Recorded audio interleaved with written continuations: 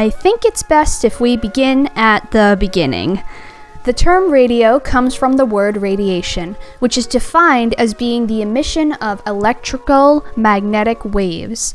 Often the term radiation is associated with hazardous products, such as nuclear weaponry. But luckily, there is no threat of a nuclear holocaust by listening to the radio.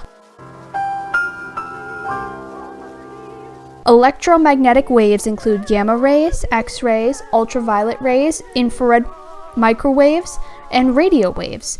Radio waves have the longest wavelength and are used to transmit information through televisions, mobile devices, satellites, and radio stations.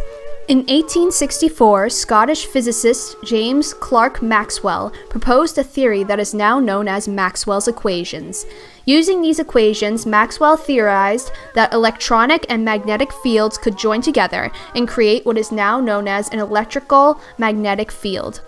See, I'm telling you, I have the mind of a I have the mind of a mastermind. What's that? I don't know, but I'm so creative like that.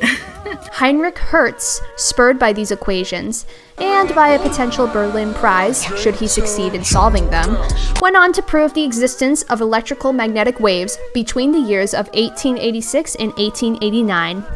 The funny thing was, Hertz did not understand the importance of his discovery. To quote the late scientist when he was questioned about the practical importance of radio waves, "It is of no use whatsoever. This is just an experiment that proves that Maestro Maxwell was right." Oh, if only he could see what his discovery would lead to.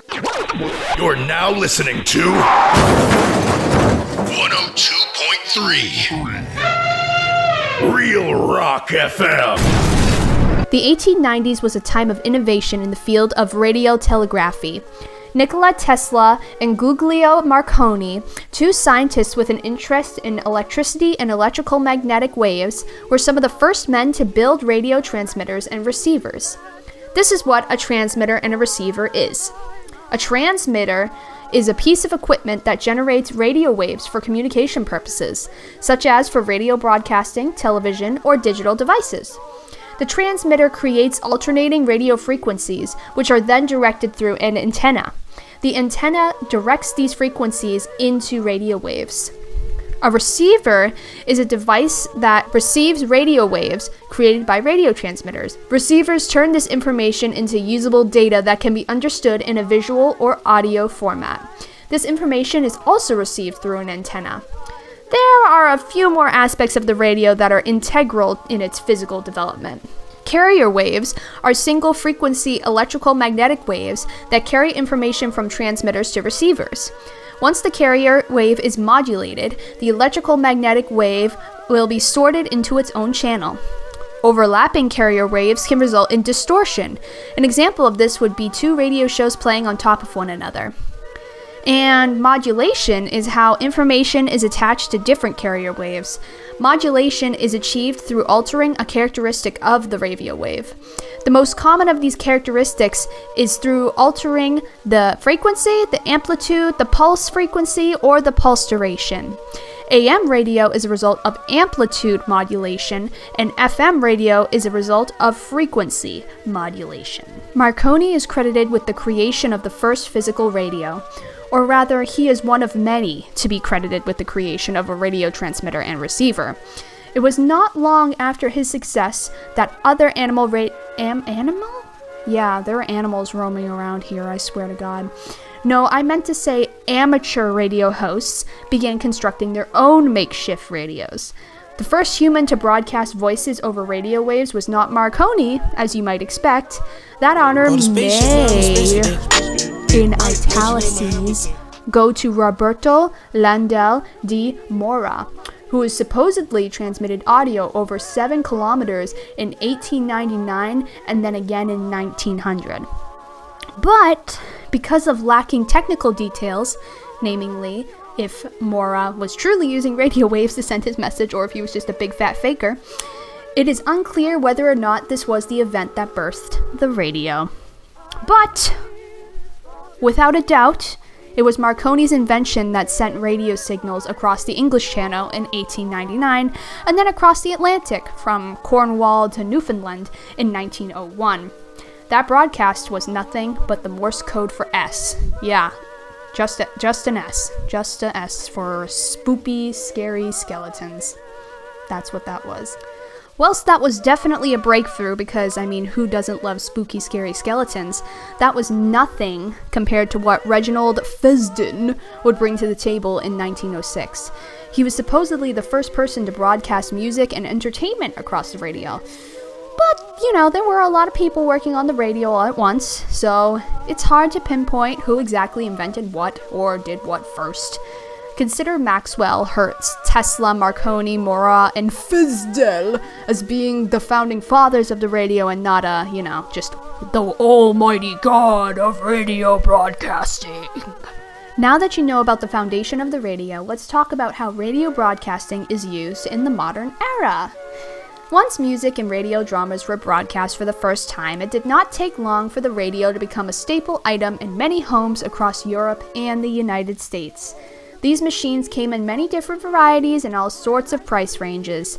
The radio is much like the modern-day cell phone. And as everyone knows, technology ebbs and flows with time. I bet you can't remember what year the iPhone 6 came out because Apple is already on to the iPhone 15. And the Apple Watch 25,000, I don't know. I don't have an Apple phone, I have an Android. The radio is not exempt from this fade and has slowly but surely fallen out of the coveted spotlight it held in the 20th century. But shut up! That does not mean that radio broadcasting is now a completely desolated form of media. And on top of being able to listen to your favorite radio stations in the car in order to get your daily dose of news and music, radio also supports one of the most modern forms of digital entertainment ever made. What? Y'all have heard of podcasts before, right? What's the thinnest layer of the earth called? The foreskin. The thinnest layer of the earth? Correct. Oh, thank you. I got a point. Sorry? No, wait, what? You didn't answer. No, you were just clarifying. Of course you have. Everyone and their grandma has listened to at least one podcast. I know I have, and I regretted every second of it. Whether you want to admit it or not, podcasts and radio broadcasting have a lot in common. They have a lot in common, guys. They're cousins, alright? They're not sisters. They are cousins. My brows are not twins, they're cousins. But they're related. I mean, the definition is, I stored radio program in a digital format that can be downloaded from the internet for being listened to on a computer or an MP3 player. And you want to know who defined that? It was Cambridge. Cambridge. So you know those fools are not lying, okay? I feel like they have to take an oath to basically say they can't lie. Don't get it twisted. Podcasting is not replacing broadcasting in any sense of the word. As I said before, broadcasting is very much on the downslide, whereas podcasting is more popular than ever. The podcast will not be able to replace radio broadcasting. You're not that guy, pal. Trust me. You're not that guy. But it will be able to coexist with it. Radio shows have been moving onto the same platforms as podcasts in an attempt to compete in this new technological environment. This new form of radio broadcasting is known as e-radio or internet radio and has many advantages over traditional radio. These advantages are as follows. You can archive. E-radio has the ability to archive segments of shows and allow public access to these records all over the world at any given time. Multimedia elements. Images and videos can be added to the e-radio to increase viewer engagement. Interactivity. Real-time conversations via social media with audience members can give e-radio providers the information they need to improve their product. Podcasts and radio broadcasting stations are pretty similar. The only thing that is holding back radio broadcasting from holding the same power as the podcast is, say it with me, accessibility. If radio providers are willing to start archiving different segments online, as well as posting e-radio content on listening platforms such as YouTube Music, Apple Music, Spotify, radio broadcasting will not have to fade into obscurity.